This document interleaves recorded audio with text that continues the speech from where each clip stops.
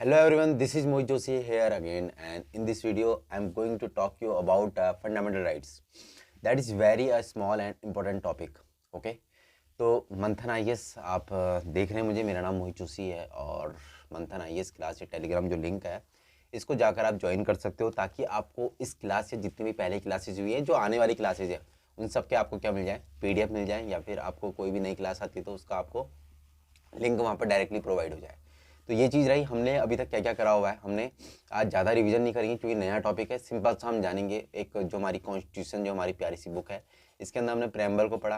Preamble से भी पहले हमने बहुत सारे हिस्ट्री जानने की कोशिश की थी, जो भी हमारा कॉन्स्टिट्यूशन बना हुआ है उसके बारे में, जो भी और उसके बाद में हमने प्रेम्बल देखा था। प्रेम्बल के साथ साथ पार्ट्स देखे थे। पार्ट्स के अलावा हमने शेड्यूल्स देखी थी। शेड्यूल्स के बाद हम लोगों ने देखा था जो हमारे पार्ट्स थे, वन बाय वन उनको पढ़ने की कोशिश की थी, जिसमें पहला पार्ट था union and it's territory, and second part था हमारा सिटीजनशिप, थर्ड पार्ट था हमारा फंडामेंटल राइट्स, फोर्थ पार्ट था हमारा डीपीएसपी। आज हमारा जो पार्ट नंबर है, क्या पार्ट नंबर 4A। ठीक है, ये पार्ट नंबर 4 है जो फंडामेंटल ड्यूटी से बिलोंग करता है। हमारे ओरिजिनल जो कॉन्स्टिट्यूशन था, हमारा जो मूल संविधान था, जो कि 1950 के अंदर 26 जनवरी को लागू हुआ था, उसके अंदर हमारे ये जो फंडामेंटल ड्यूटीज थी वो नहीं थी। ध्यान रखिएगा, इसको किसकी रिकमेंडेशन पर बनाया गया? स्वर्ण सिंह कमेटी की रिकमेंडेशन पर बनाया गया। ये उस टाइम की बात है जब हमारे देश में इमरजेंसी लगी हुई थी, 75-76 के टाइम पर। इमरजेंसी के दौरान जो है आवश्यकता पड़ी, सोचने की जरूरत पड़ी हमारे जो असेंबलीज में लोग बैठे हुए थे कि देखो देश में विद्रोह हो रहा है, तो लोगों के अंदर क्यों ना हम नेशनलिज्म को जगाएं, उनको बढ़ावा दें। इसलिए यहाँ पर एक कॉन्सेप्ट आता है कि फंडामेंटल ड्यूटीज देते हैं। जनरली अगर हम देखें ना, तो जो हमारी बाकी कंट्रीज हैं अगर उनसे कंपेयर करें, तो जैसे यूएसएसआर है जहाँ से हमने फंडामेंटल ड्यूटीज़ को उठाया हुआ है, एज इट इज़ नहीं उठाया है। ठीक है, फंडामेंटल ड्यूटीज़ का कॉन्सेप्ट हमने वहाँ से लिया है। बहुत सारी, जैसे जापान में भी हैं, लेकिन बहुत सारी कंट्रीज हैं जहाँ पे नहीं भी है। डेवलप्ड नेशंस बहुत सारे हैं, जैसे फ्रांस है, फ्रांस के अलावा ऑस्ट्रेलिया है। यहाँ पे फंडामेंटल ड्यूटीज़ नहीं, क्योंकि इतने डेवलप हो चुके हैं ना, यहाँ के लोगों को पता है कि देखो हमारी फंडामेंटल ड्यूटी, हमारी ड्यूटीज़ कौन सी हैं, हमारे राइट्स कौन से, तो उनको उसको लिखने की ज़रूरत नहीं पड़ी। राइट, लेकिन हमारे यहाँ अभी इतनी ज़्यादा लोग डेवलप नहीं है, लोगों की सोच डेवलप नहीं है, तो इसलिए हमें फंडामेंटल ड्यूटीज अलग से लिखने की जरूरत आ पड़ी। कब? 1976 के अंदर। हम लोगों के अंदर क्या कर रहे हैं, लोगों को नेशनलिज्म, हम अपने देश के बारे में सोचने के लिए मजबूर कर रहे हैं। जबकि आप 1975 के आसपास का टाइम देंगे, जबकि मैं बता रहा हूँ कि उस टाइम पे ये सारी जो है चीज़ें बुनी गई थी। राइट, तो उस टाइम पे बुनी गई थी, जबकि सरकार उस टाइम पे खुद लोगों को दबा रही थी। राइट, तो उस टाइम पे ही वहाँ पर सरकार चाह रही है कि लोग, हम ऐसा फंडामेंटल ड्यूटी जैसी कुछ चीज़ें लेके आएँ ताकि लोग जो है नेशनलिज्म की तरफ बढ़े, और जो है साथ ही साथ अपने देश के चीज़ों को ताकि एक करने की कोशिश की जा सके। हाँ, तो अभी हम लोग समझने की कोशिश करते हैं जो भी हमारी फंडामेंटल ड्यूटीज है उनको। अगर हम बात करें हमारे कॉन्स्टिट्यूशन के अंदर जो पार्ट नंबर 4A है, उसमें जो आर्टिकल है, आर्टिकल भी एक ही है। आर्टिकल एक कौन सा है? 51A, जिसको हमने एड ऑन किया था 52nd अमेंडमेंट एक्ट ऑफ 1976। इसमें जो 51A आर्टिकल है, वहाँ पर 10 फंडामेंटल ड्यूटीज पहले हुआ करती थी, जब इसको ओरिजिनेट किया गया था, हमारी फंडामेंटल ड्यूटीज को। ओरिजिनल जो हमारा कॉन्स्टिट्यूशन था उसके अंदर जो फंडामेंटल ड्यूटीज थी वो नहीं थी। ध्यान रखिएगा, स्वर्ण सिंह कमेटी की जो रिकमेंडेशन थी उस पर जो है 42nd अमेंडमेंट होता है 1976 के अंदर, उसमें 10 फंडामेंटल ड्यूटीज को ऐड ऑन किया जाता है। किसके अंदर? 51A के अंदर। 51 तक, 36 से लेकर 51 तक कल तक हम पढ़ रहे थे, डीपीएसपी जिन्हें हम कहते हैं। ठीक है, उसके बाद जो जस्ट नेक्स्ट 51A को ऐड ऑन किया है, ए लिखा है, कैपिटल ए है, तो इसका मतलब समझ जाइएगा अमेंडमेंट है। ओके, ऐसी पार्ट के अंदर भी कैपिटल ए है तो वो भी क्या है? अमेंडमेंट है। सॉरी, ध्यान दीजिएगा, आगे बातें क्या हो रही हैं। 86th अमेंडमेंट 2002 में जो है एक और फंडामेंटल ड्यूटीज को ऐड किया जाता है। वो कौन सी थी? वो कौन सी थी ये नहीं लिखा हुआ, मैं बताता हूँ आपको कौन सी थी। 6 से 14 साल के जो बच्चे होते हैं उनको स्कूल जाने के लिए, उनको पढ़ाने के लिए प्रेरित करना हमारे जो पेरेंट्स हैं उनकी क्या है? ड्यूटी है एक तरह से। राइट, हमने देखो फंडामेंटल राइट तो बना दिया। फंडामेंटल राइट, जो राइट टू एजुकेशन है, किसके अंदर है? 21A के अंदर है कि नहीं? है ना? 21A के अंदर फंडामेंटल राइट है, तो वो भी 2002 के अंदर ही था। ध्यान रखिएगा। ठीक है, राइट टू एजुकेशन तो है, लेकिन बच्चों को स्कूल तक पहुंचाएं तब ना राइट टू एजुकेशन है। बच्चे खुद थोड़ी ना चले जाएंगे, इसलिए हर किसी का कर्तव्य है कि अपने बच्चों को, 6 से 14 साल के बच्चों को क्या करें? स्कूल तक भेजें। ठीक है, उनको स्कूल जाने के लिए मोटिवेट करें, उनको एजुकेशन के लिए मोटिवेट करें। ध्यान रखिएगा। तो यहाँ पर यही चीज़ लिखी हुई है, स्वर्ण Singh committee recommended fundamental duties the necessity of which was felt during the internal emergency of 1975 to 76। ध्यान रखिएगा। इसके बारे में अगर बात करूँ, कुछ बात कर लें। देखो स्वर्ण सिंह कमेटी ने जो रिकमेंडेशन थी, सारी जो रिकमेंडेशन नहीं मानी गई थी उसकी, कुछ रिकमेंडेशन जैसे नहीं मानी गई थी कि जो है टैक्स देना जो है एक फंडामेंटल ड्यूटी है, बट नहीं है आपकी ड्यूटी। ऐसा स्वर्ण सिंह कमेटी ने रिकमेंड किया था कि टैक्स सभी को टैक्स देना है, इसके लिए इसको फंडामेंटल ड्यूटीज बना दीजिए, बट नहीं है। ओके, ध्यान रखिएगा। इसके अलावा स्वर्ण सिंह कमेटी ने ये भी कहा था कि जो लोग फंडामेंटल ड्यूटीज को नहीं मानते हैं, ठीक है, या उनका विरोध करते हैं, उनको हम पनिशेबल बनाएं, उनको सजा दें, जो लोग फंडामेंटल ड्यूटीज को फॉलो नहीं कर रहे। बट ऐसा नहीं है, उसको भी नहीं माना। साथ ही साथ ये भी कहा गया कि फंडामेंटल ड्यूटीज के दौरान अगर किसी को फॉलो नहीं करते हैं और उनको पनिश किया जाता है, और पनिश करने के दौरान उनके फंडामेंटल राइट्स क्या होते हैं, वायलेट होते हैं, तो उस वायलेशन को लेके कोई बंदा कोर्ट ना चले जाए। तो इस चीज़ को भी उन्होंने किया कि बंदा कोर्ट नहीं जाएगा, ठीक है, उसको हम कोर्ट में जो है आप जो है उसको कोर्ट नहीं कर सकते हो, ध्यान रखिएगा, कोर्ट में नहीं जा सकते हो आप, उसके लिए ध्यान रखिएगा। कहाँ, ऐसा स्वर्ण सिंह कमेटी ने कहा था, बट उसको उस रिकमेंडेशन को नहीं मानी गई। क्यों नहीं मानी गई होगी? देखो देश में ऑलरेडी इमरजेंसी लगी हुई थी, लोग इतना विरोध प्रदर्शन कर रहे थे, और इस कंडीशन में इस तरह के ऑब्लिगेशंस और लगा दिए जाएँ, इस तरह की लिमिटेशंस और लगा दी जाएँ, तो और ज़्यादा हंगामा हो सकता था, राइट। तो इसलिए जो है इन चीज़ों को माना नहीं किया गया, कुछ चीज़ों को माना गया। अब बात करते हैं जो हमारी 11 फंडामेंटल ड्यूटीज हैं। 10 1976 के अंदर थी, 1976 के अंदर, और एक जो है 2002 के अंदर 86th अमेंडमेंट एक्ट के थ्रू ऐड ऑन की गई।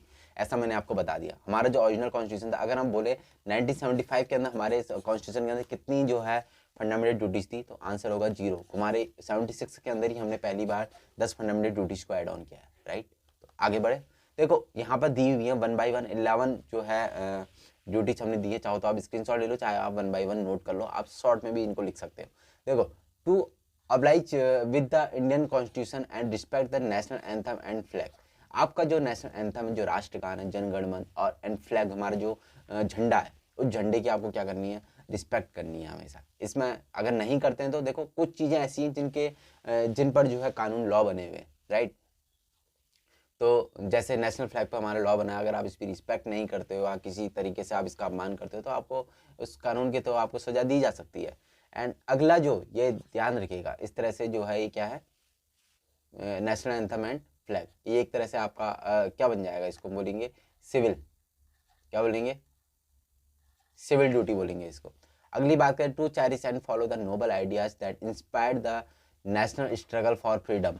जो भी नेशनल हमने स्ट्रगल किया, जिन आइडियाज़ को, जो नोबल आइडियाज़ थे, जो इंस्पायर करते हैं हमारे नेशनल स्ट्रगल फॉर फ्रीडम, जो भी हमने जिस सिद्धांतों पर चलकर हमने फ्रीडम को जो है पाया ना, हमने इंडिपेंडेंस मिली हमें 15 अगस्त को, जिन सिद्धांतों पर चलकर उन नोबल आइडियाज़ की हमें क्या करनी है, रिस्पेक्ट करनी है, उनको फॉलो करना है, ध्यान रखिएगा। To protect the integrity, sovereignty and unity of India. हमें इंडिया की जो यूनिटी है, सोवेरिटी है, और साथ ही साथ इंटीग्रिटी है, इनको क्या करना है, प्रोटेक्ट करना है। To defend the country and perform national services if and when the country requires. ध्यान रखिएगा, कभी भी जब कंट्री को जरूरत हो हमारी कि हम यहाँ पर सर्व कर सके कंट्री के लिए, तो आपको वहाँ पर सर्व करना है। जरूरी नहीं है वहाँ पर आपको गवर्नमेंट पे ही करे, ठीक है, आपको बिना पे किए भी वहाँ पर जो है सर्व करना पड़ेगा, ये आपकी ड्यूटी है ना। अगर आपकी देश पर कोई मुसीबत आ पड़ती है, कोई अगर मानो चाइना या पाकिस्तान या कोई दूसरी कंट्रीज अगर अटैक कर देते हैं हम पर, तो आपकी खुद बताइए कि आपकी रिस्पॉन्सिबिलिटी नहीं है। अगर आपके घर के अंदर कोई अगर बाहर का पड़ोसी आकर हमला कर दे, कि आपकी रिस्पॉन्सिबिलिटी नहीं है कि आप जो है अपने घर को प्रोटेक्ट करें ना। तो वैसे ही हमारा देश भी हमारा घर है, राइट। तो ध्यान रखिएगा, क्या ध्यान रखना है, to defend the country and perform national services if and when the country required. जब भी कंट्री को जरूरत पड़ेगी आपको सर्व करने की, तो आप सर्व करेंगे वहां पर, ये आपकी रिस्पॉन्सिबिलिटी है, ये आपकी ड्यूटी है, ठीक है, ध्यान रखिएगा। And to promote the spirit of harmony and brotherhood amongst all the people of India and renounce any practices that are derogatory to women। ठीक है, क्या बोला है इसमें, जो भी कंडीशन हो, कैसी कंडीशन, मानो सपोज देश के अंदर इतनी ज़्यादा डाइवर्सिटी है, राइट, इतनी ज़्यादा डाइवर्सिटी, इतनी ज़्यादा पॉपुलेशन है, उस कंडीशन में चाहे तो हमें क्या करना है, वहाँ पर ब्रदरहुड अपनाना है, हार्मोनी की स्पिरिट हमारे अंदर होनी चाहिए, ठीक है।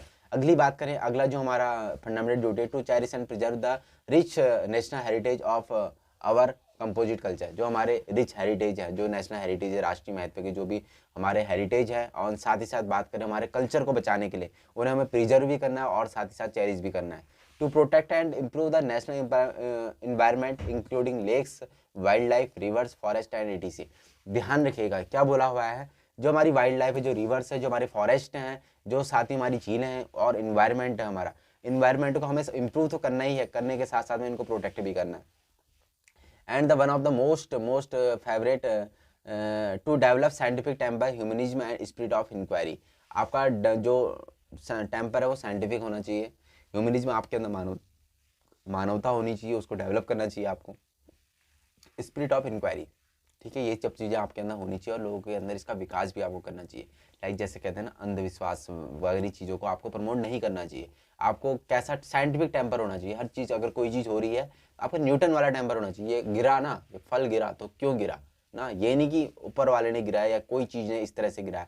इस तरह की सोच सही है, वो आप आस्था के तौर पर रख सकते हो, बट अगर आपको साथ में साथ उसका साइंटिफिक वे भी ढूंढने की कोशिश करनी है, राइट, कि इसका साइंटिफिक वे क्या हो सकता है, क्यों वे नीचे गिरा, न्यूटन ने ढूंढा ना, उसी से तो वहां पर से उनके ग्रेविटेशनल उन्होंने लॉज निकाल दिए सारे के सारे। तो ध्यान रखिएगा, इस तरह का आपका साइंटिफिक टेम्पर होना चाहिए। किसी भी चीज़ की आपको वैज्ञानिक उसका कारण ढूंढना है, ऐसा नहीं आपको मतलब अंधविश्वास जैसी चीज़ों को आपको प्रमोट नहीं करना है। ओके,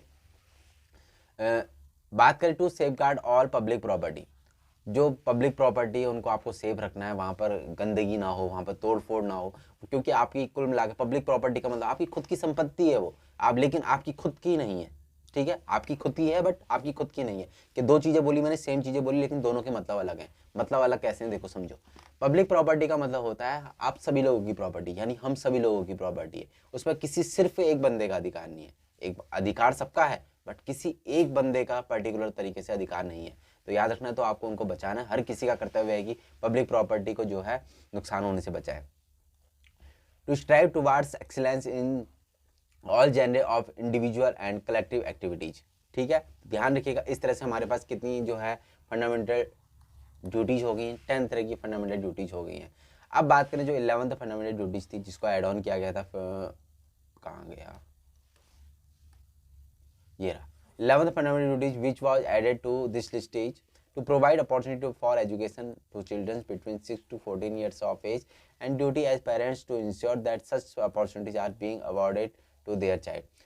ध्यान रखिएगा, जो अपॉर्चुनिटीज़ हैं एजुकेशन के लिए चिल्ड्रन को, 6 साल से 14 साल के बच्चों को, उनको अपॉर्चुनिटीज़ प्रोवाइड कराना हम सबकी क्या है, ड्यूटी है। एंड साथ ही साथ अगर कोई बच्चा आपको कहीं मिलता है, भीख मांगता हुआ मिलता है या किसी तरीके से कहीं काम कर रहा है ना, तो आपको एक तरह से उसकी हेल्प करनी है कि वो बच्चा जो है क्या करे, एजुकेशन के लिए जा सके। अपना ही बच्चा जरूरी ना हो, किसी और का ही बच्चा है, तो आपकी ये रिस्पॉन्सिबिलिटी बनती है, क्योंकि आप एक कहाँ रह रहे हो, देश के अंदर रह रहे हो, एक ऐसे देश के अंदर रह रहे हो जहाँ एक खूबसूरत संविधान है, उस संविधान के अंदर कुछ ड्यूटीज़ आपकी बताई हुई हैं, उन ड्यूटीज़ को आपको फॉलो करना चाहिए, राइट है। साथ ही साथ पेरेंट्स को भी इंश्योर करना है जो ऐसी अपॉर्चुनिटीज़ हैं वो अपने बच्चों को जो है उनसे अवॉर्डेड करें, मतलब अपने बच्चों को भी इन एजुकेशन को प्रोवाइड करवाएं, ठीक है।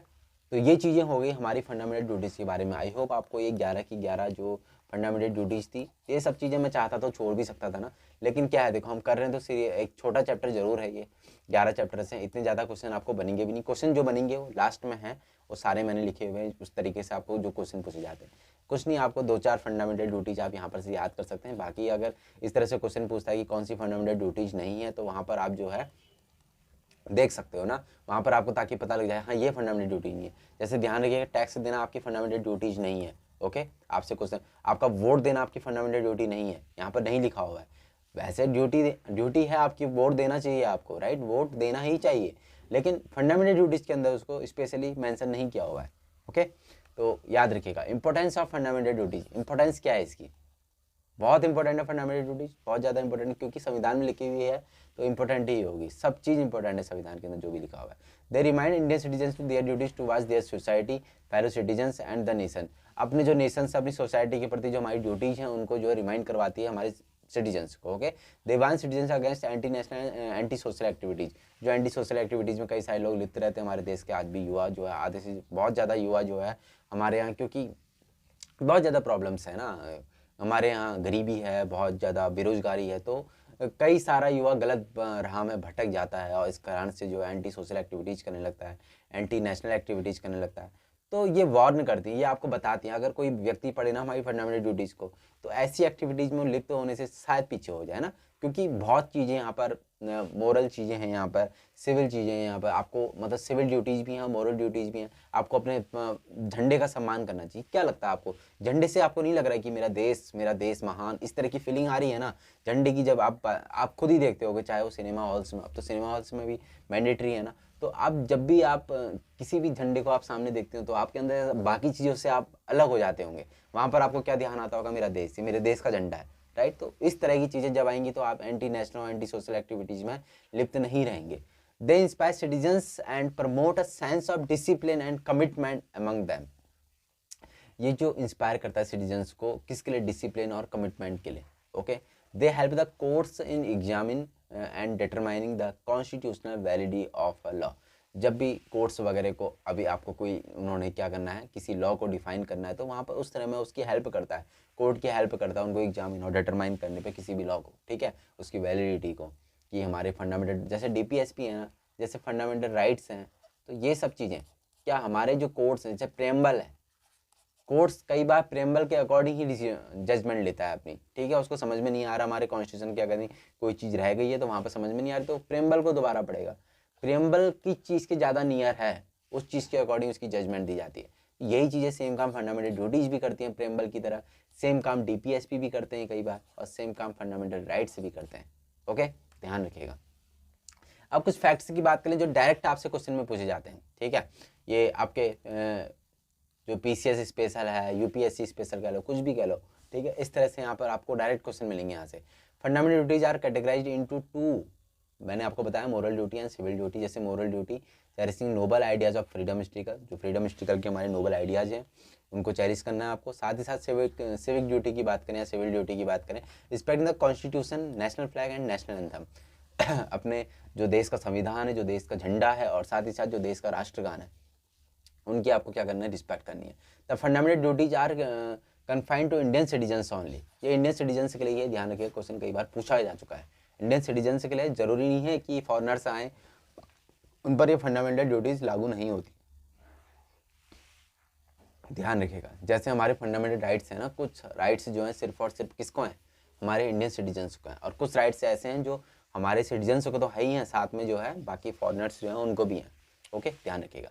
दे are also non justiciable similar the DPSP, जो डीपीएसपी हमारे वो भी नॉन जस्टिसेबल है, ये भी नॉन जस्टिसेबल है। There is no legal sanction against their violation, इनका अगर वॉल्यूशन होता है तो कोई लीगल सेंशन नहीं होता। हाँ, इससे रिलेटेड अगर कोई लॉ बना हुआ है, कोई कानून अलग से बना रखा है, तो उसके थ्रू आपको कोर्ट में घसीटा जा सकता है, बट नहीं, अगर सीधे वक्त कहें कि फंडामेंटल ड्यूटी आपने क्यों नहीं मानी, इसके बेस पे आपको कोर्ट नहीं ले जा सकता। फंडामेंटल ड्यूटीज की दो कैटेगरीज है, एक मोरल ड्यूटी है, एक सिविक ड्यूटी है। मोरल ड्यूटी बोले तो देखो, noble ideas of freedom struggles, उनको हमें चेरिश करना है हमेशा।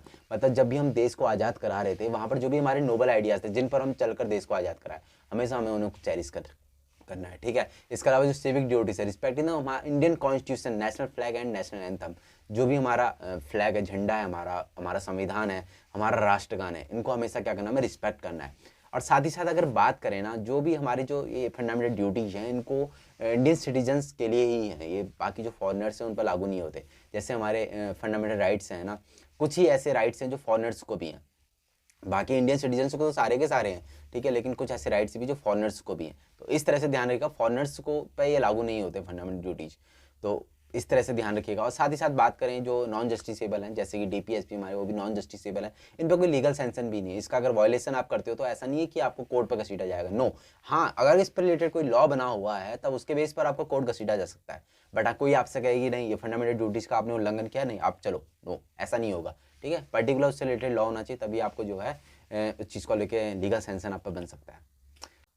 तो होप आपको फंडामेंटल ड्यूटी समझ में आई होंगी। ये सब था हमारी फंडामेंटल ड्यूटीज के अंदर, एक छोटा चैप्टर था जिसको आज एंड हो गया है। कल से हम जो अब हमारा पार्ट नंबर 5 है उसके अंदर मूव ऑन कर जाएंगे, एंड देखिए कल से हम प्रेसिडेंट है, यूनियन है, इस सब चीज़ों को हम देखेंगे, ठीक है।